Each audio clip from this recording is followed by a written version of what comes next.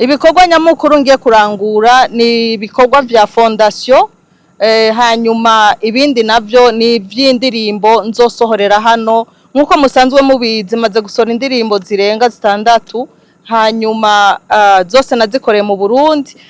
Imbere yuko nza ubuunya hariho imwe nafatiye amasanamu muri Canada nzosohora mu kwa 12, ariko izisigaye nzozikorera amasanamu ngari. Habambagije bati kubera iki ukorera ibikorwa mu Burundi? Nuko mba nshaka guteza imbere ugwaruka rw'iwacu, umuziki abana b'i Burundi bakora, nk'aba producer nk'aba director babikora neza gose, kubera ki duteza imbere abanyamahanga kandi ngahi iwacu dufise abana bafise impano nziza cyane.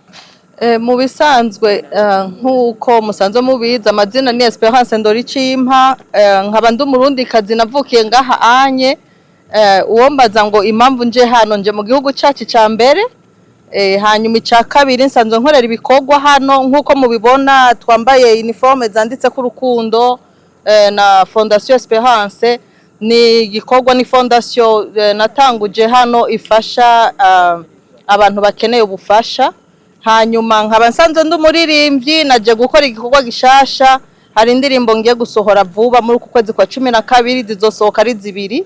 Ego hariho programme dufise tuzogenda mu ntara yo mu Kayanza, nkuko ijambo ry'Imana rivuga ngo muheri Yerusalemu hama mugende Yudaya n'ahandi hose. Jewe nturuka mu Kayanza, ubu rero uku kwezi kwa 12 nzoja gukorera igikorwa cy'urukundo mu ntara ya Kayanza. Ni naho nzosoherera indirimbo, nukuvuga amasanamu nzoyakorera mu ntara y'iwacu mu Kayanza. Mu bisanzwe abantu bakunda kuvuga ngo iyo ukoze igikorwa ciza ngo ni vyiza yuko kinyegeza, kubishira ku mugaragaro ngo nukuyereka canke nukuyiyemeza, ariko twahisemo kubishira ku mugaragaro kugira ngo dutere intege canke tube akarorero k'abatabikora. Niyo mpamvu ibi tuko turakora tukabishira mu masanamu, tukabishira mu social media, no kugira ngo abasanzwe bafise uburyo batabikora nabo nyene tubabera akarokeza, bave ibuzimu baje ibuntu bafashe bene wabo. Isano dufitane na Divine, uyu ni mwene data muri Kristo, niyo sano ya mbere, tuvukana muri Kristo, niyo sano ya mbere. Isano ya kabiri dusangiye umuhamagaro, n'umuririmbyi kazi nka umuririmbyi kazi, kandi nukuri ndamukunda. Ni umwana yitabira cyane igikorwa cy'Imana kandi akabikora atanyungu ategereje inyuma y'igikorwa akora. Turiteze gusohora indirimbo hamwe, iyo ndirimbo izoba ari nziza cyane, niyo ndayumvirije nja mu mwuka. Twahuye kubera umurimo Imana yadushizemo kuririmbira Imana. Nibaza ko indirimbo Twanyurevo ndayikunda cyane, ni nayo yatumye mpura nawe mu buryo buboneka. Hama tuba inshuti ya mbere, umuvyeyi je nkunda kumwita mama, ndazi igituma nawe kandi amamagara mafi ari ibyo dusanzwe dukorana nyene, afasha nyene inbox. Uyu mupira mubona twanditse ku Rukundo ni indirimbo imwe muzo nzosohora mu kwa 12. Niyo ndirimbo ya mbere nzoshikiriza abarundi n'amahanga ivuga igikorwa cy'urukundo, ngo urukundo rurakenewe muri twese, yaba uri umukristo utari umukristo, urukundo rurakenewe mu nzego zose. Rero uyu mupira uri kuvuga indirimbo tugiye gusohora. Murabona yuko twashize ko na logo y'intuzenye ya fondation, nuko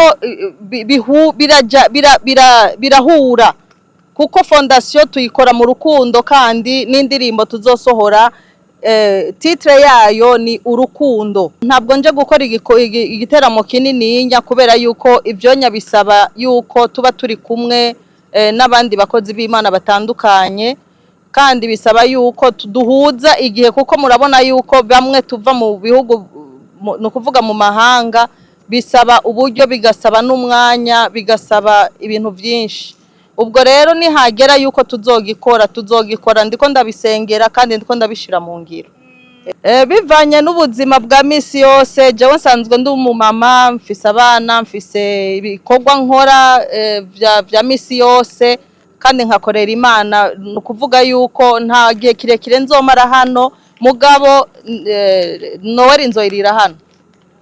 Gusenga Imana ntibisaba yuko ufata amasaha 5 wiherereye ushobora kuba uri mu modoka ugasenga, ushobora kuba uri muri toilette ugasenga, ushobora kuba uri muri saro ugasenga.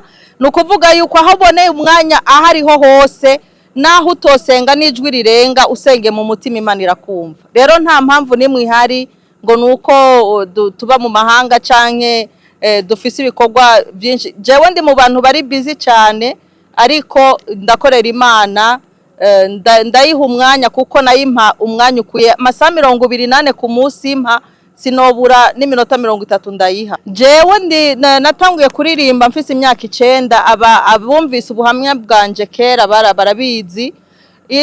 Kuririmba ntabwo ndabikora kugira ngo ndabikuremwo amafaranga canke ibindi, ndabikora kugira ngo nzane benshi mu gakiza. Nukuvuga n'indirimbo zanje uzumvise neza zirimwo ubutumwa bwiza. Jewe indirimbo zanje ni ubutumwa bwiza mba ndiko ndamamaza mu isi.